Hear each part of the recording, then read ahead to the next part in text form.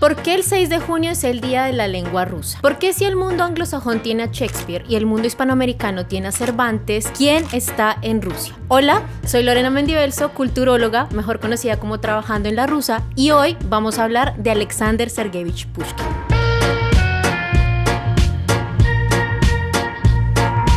Pushkin nació el 6 de junio de 1799 en una familia acomodada rusa en la que, tuvo sus oportunidades y muy rápidamente se convirtió en un poeta y un escritor bastante famoso entre los círculos de San Petersburgo y Moscú. Nuestro amigo Pushkin fue conocido bastante por ser crítico de la aristocracia rusa, del status quo y de no seguir reglas. De hecho, fue un poco rebelde en sus inicios y esto le causó bastantes problemas. Sus poemas tenían contenido bastante subversivo para la época, en contra del zarismo, en contra de la aristocracia, y esto hizo que fuera exiliado en 1820. Pasó varios años en ciudades como Kishinev y Odessa. Él siguió hablando de los mismos temas de los que fue conocido. Durante este tiempo, Pushkin nunca dejó que su espíritu libre se apagara. Durante su exilio, Pushkin escribió obras como El prisionero del Cáucaso, que por supuesto es un retrato de lo que él vivió estando exiliado en el Cáucaso, y también escribió su obra maestra,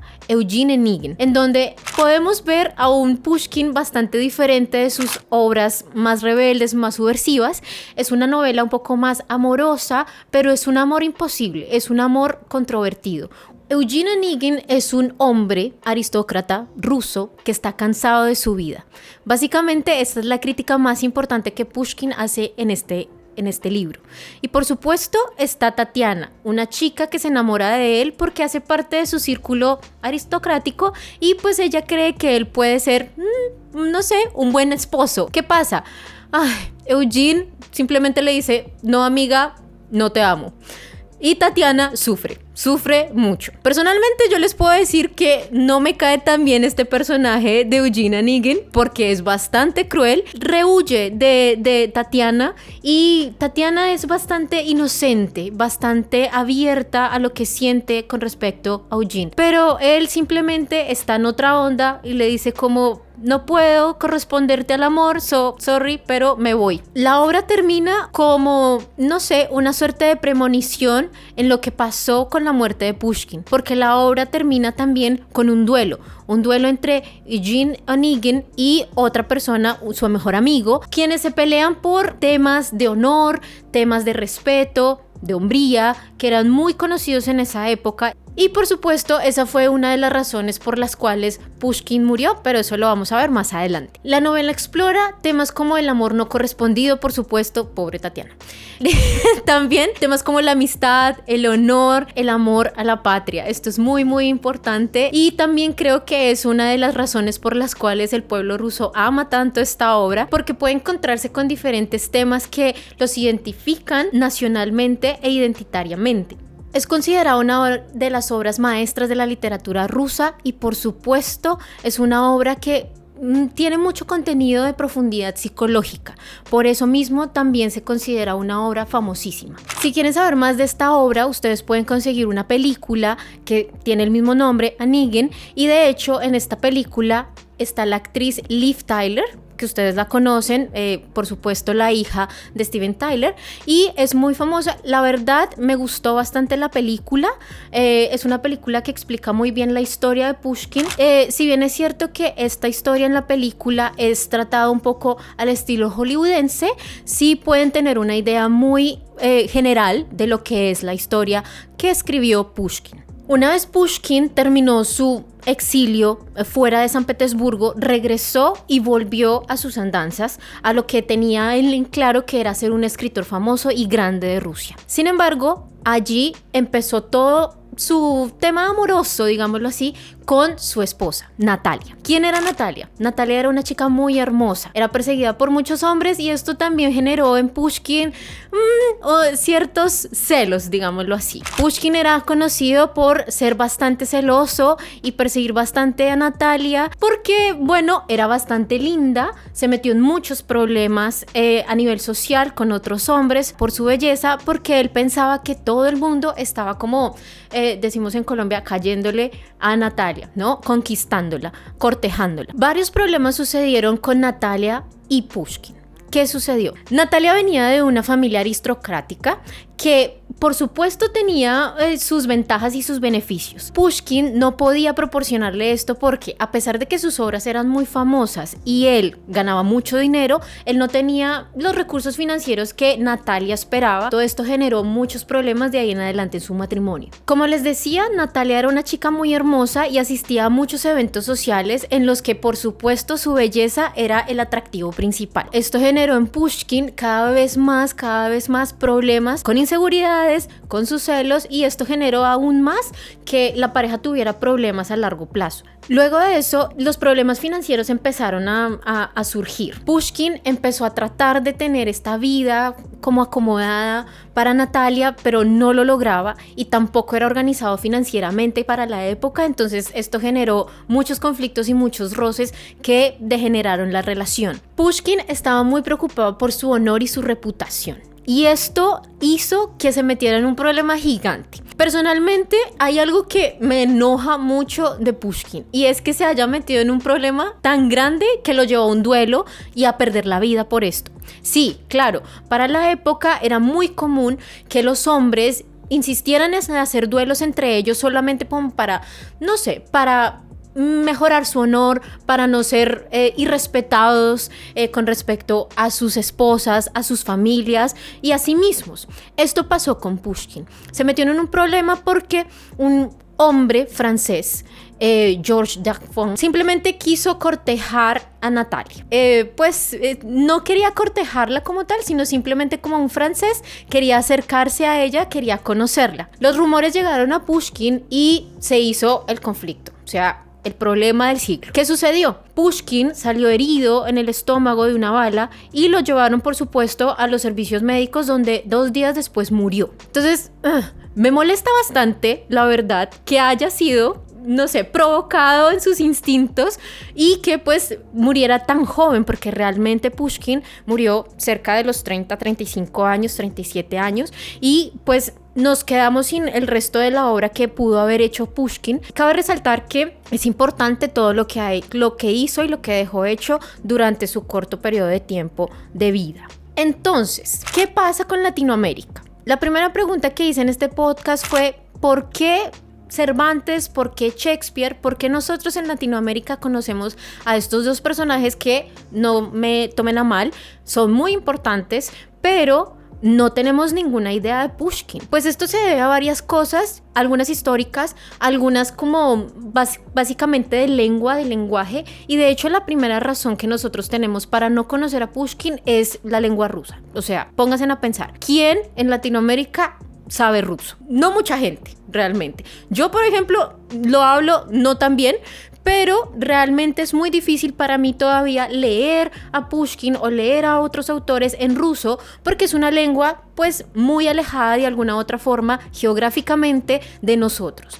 Por eso mismo ha sido una dificultad llegar a las obras de Pushkin, llegar a su vida, llegar a lo que dejó para nosotros, porque la dificultad lingüística está. Y un problema que se da a raíz de eso también es, bueno, la falta de traducciones legibles y de traducciones que valgan la pena realmente de Pushkin, de Gogol, de Bulgakov, de muchos otros autores rusos que no conocemos y que realmente pues no nos llegan a nuestros países. Ahora, también hay una diferencia cultural que es clara. ¿Sí? Si bien es cierto que ahora en la actualidad nosotros tenemos bastantes cosas en común, aunque ustedes no lo crean, tenemos bastantes cosas en común con los rusos en nuestra vida cotidiana, en nuestras tradiciones culturales, también es cierto que para el tiempo en el que estaba Pushkin, pues nosotros no teníamos un desarrollo, no sé, literario como el que tenían en Rusia, no tenían una vida como la que tenían en Rusia, tampoco había una gobernanza de zares o de reyes como la que había en este país. Por tanto, esas diferencias realmente marcan un espacio y una diferencia entre Latinoamérica y Rusia. Por supuesto, ha dejado que nos alejemos de obras como las de Pushkin y de este autor más tan importante en Europa oriental al menos. Hay otra cosa que es bastante importante con respecto a nuestro alejamiento con Pushkin y con toda la literatura rusa, y es por supuesto la influencia de Europa y Norteamérica en nuestra cultura literaria. Tenemos nociones de toda la literatura anglosajona, tenemos a Dickens, tenemos a Shakespeare y muchos otros que hemos tenido que leer en el colegio, en la universidad, de alguna u otra forma. Esta influencia ha dejado que nosotros releguemos un poco la literatura, no solo la literatura rusa, pero también la literatura asiática en general. Creo que no muchos de nosotros conocemos literatura de Japón, de China, etcétera, etcétera, que también es muy rica en contenido y que pues básicamente no conocemos, es absolutamente nula en nuestro pensamiento y en nuestros sistemas educativos también. También nosotros le damos mucha relevancia a nuestros propios autores y esto no está mal. Obviamente nosotros tenemos autores remarcables en la historia, Gabriel García Márquez, por supuesto, tenemos a Borges, a Cortázar y toda esta gente, por ejemplo, que hace parte del boom latinoamericano que de alguna u otra manera recogió nuestra identidad, nuestra idiosincrasia, nuestra cultura, y creo que nosotros hemos estado bastante atados a ellos y no está mal. Lingüísticamente, culturalmente, esto es muy normal que pase, obviamente. De hecho, cuando yo hablo acá con personas de Rusia, es muy probable que muy pocas sepan de literatura latinoamericana en extensión, más allá de García Márquez o quizás Borges. Y creo que pasa el mismo fenómeno tanto en Rusia como en Colombia, o en Argentina, o en Bolivia, o en cualquier parte de Latinoamérica. Vamos a estar más cercanos a lo que es más cercano culturalmente a nosotros. Y aquí viene la parte central de muchas cosas, el siglo XX. El siglo XX fue fundamental para muchísimos eventos a nivel mundial, pero también para la literatura. Durante el siglo XX, ustedes saben que estaba la Unión Soviética y dado el bloqueo que tenían, todo este conflicto político, social, también afectó a la cultura y también afectó al acceso y al intercambio cultural que pudo haber tenido el mundo si hubiéramos podido expandir nuestras ideas en el siglo XX, por supuesto. Pero ustedes dicen, Lorena, empezamos el video con ¿pero por qué el 6 de junio es el día de la lengua rusa? Principalmente porque este es el día del cumpleaños de Pushkin y por supuesto los rusos les encanta celebrar todo lo que tenga que ver con sus héroes nacionales. Pushkin hace parte de un grupo selecto de personajes maravillosos de la era soviética, no solo de la era soviética, sino también de la historia de los zares, ¿no? Esto es bastante importante de rescatar. ¿Qué pasó con Pushkin durante la era soviética? ¿Fue cancelado? ¿Fue baneado? No sabemos. Sí sabemos.